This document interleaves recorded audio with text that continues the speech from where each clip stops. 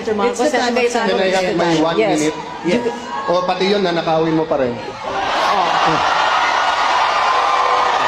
Sa Pilipinas, pag antibiotics, pandesal, ang nanakawin mo, sigurado huli ka. Pero pag nagnakaw ka ng malaki, magiging congressman ka.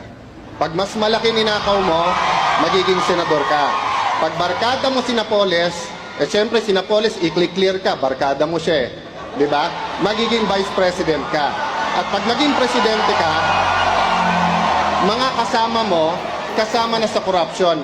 No, I was just wondering kasi sinasabi ni Senator Alan, pagka malaking ninakaw mo, maging congressman, mas malaking maging senador. Is that how he became congressman? Is that how he became Let me senator? respond. That's not how I became congressman. It's not how I became senator. Well, mga kababayan, alam kong sa Europe nag-aral si Senator Bongbong kahit peke yung diploma. Pero Ibang issue na yan, Senator Alan. ang sinabi ko po na magiging congressman ka, that's sarcasm. Because it applies to many, not to all. Okay. Kung ako'y naging congressman dahil corrupt, di sana hindi ako sumama sa EDSA 1, EDSA 2, hindi ako lumaban sa corruption ni Binay, hindi ako lumaban sa corruption ni Arroyo. But Senator Marcos, nasaan ka pag corruption ang pinag-uusapan? Di ba? Wala ka sa hearing.